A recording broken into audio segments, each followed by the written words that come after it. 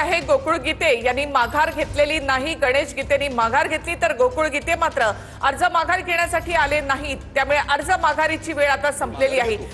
पण कालच्या वक्तव्यानंतर थोडासा काही त्याचा हे झाला, पण त्यानंतर आज सकाळी वहिनींनी फार प्रयत्न केले आणि आता पक्ष हा युतीबरोबर राहणार, युतीबरोबर राहणार।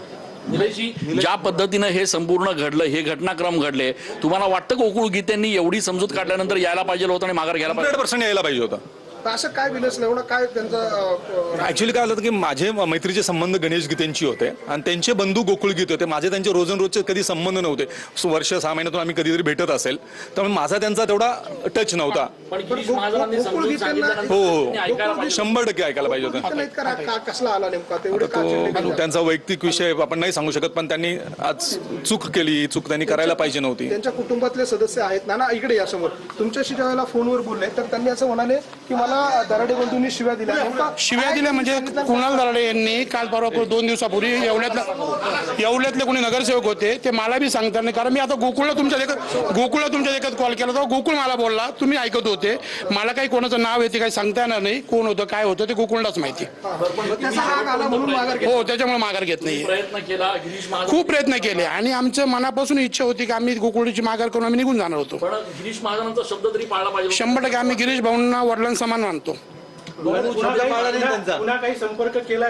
काय झालं त्यांचं गोकुळला काय कुणीतरी निरोप दिला आणि त्याला रेकॉर्डिंग पाठवलं, तो चिडचिड करायला लागला, बाकी दुसरं काय झालं नाही। पण ते आता मला सांगता नाही, जोपर्यंत गोकुळची माझी समक्ष भेटून तोपर्यंत मला काही सांगता नाही। की त्या संदर्भातली रेकॉर्डिंग व्हायरल झालेली आहेत, आपल्यापर्यंत देखील पोहोचलेली आहेत, काय नेमकी ती दाखवा बरं। ती मी बघितली नाही अजून, मी गोकुळ भेटलं मी बघितली नाही ना, अजून आली नाही ती, मला बघावं लागेल। गोकुळ ज्यावेळेस मला भेटेल त्यावेळेस कळेल मला काय झालं। अर्ज मागे घेण्याची मुदत संपली आहे, पुन्हा एकदा गोकुळ गीतेंशी आपण काही संपर्क केला आहे, काही बोललो? खूप प्रयत्न केले आम्ही, आता फोन उचलतात नाही। पुन्हा एकदा संपर्क करून बघा काय नेमकं। आता किती तुमच्या देखतच खूप लावले आहे, वेळ संपलेली आहे। आता प्रश्न असा आहे की तुम्ही कुणासोबत तुम्ही कुणासोबत नाही, गणेश भाऊ पक्ष बरोबर राहतील, काय अडचण नाही, आम्ही पक्षाची एकनिष्ठ। तुम्ही सगळे पक्षाबरोबर राहणार। हो, आपण बघतोय हे आहेत नाना गामणे, जे गणेश गीते यांचे परिवारातले सदस्य आहे। शेवटच्या मिनिटापर्यंत या सगळ्या मंडळींनी प्रयत्न केला की गोकुळ गीते या ठिकाणी येतील आणि इथे येऊन ते आपला उमेदवारी अर्ज मागे घेतील, मात्र गोकुळ गीते यांनी उमेदवारी अर्ज मागे घेतलेला नाहीये। गणेश गीते यांनी आपला उमेदवारी अर्ज मागे घेतलेला आहे आणि त्यामुळे आता या निवडणुकीचं चित्र जे आहे ते एकूणच स्पष्ट झालेलं आहे।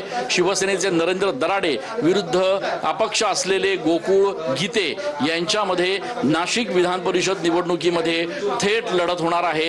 याच्यात सगळ्यात महत्त्वाचा मुद्दा आता हाच आहे की अपक्ष असलेल्या गोकुळ गीते यांच्या मागे कुठल्या पक्षाचे कोण नगरसेवक उभे राहतात, त्यांना ताकद देतात आणि नरेंद्र दराडेंचे नाराज असलेले, त्यांच्यावर नाराज असलेले नगरसेवक आता गोकुळ गीते यांना पाठिंबा देतात का हे बघणं देखील महत्त्वाचं असणार आहे। एक गोष्ट मात्र निश्चित आहे की सातत्यानं जो प्रयत्न गिरीश महाजन असतील, देवेंद्र फडणवीस असतील, नाशिकमधले स्थानिक पदाधिकारी असतील यांच्याकडनं सुरू होता, त्या माध्यमातून गणेश गीते यांनी जरी माघार घेतली असली तरी गोकुळ गीते यांनी माघार घेतलेली नाहीये आणि त्यामुळे आता नरेंद्र दराडे विरुद्ध गोकुळ गीते असा थेट लढत, असा थेट सामना जो आहे तो नाशिक विधान परिषद निवडणुकीमध्ये बघायला मिळणार आहे।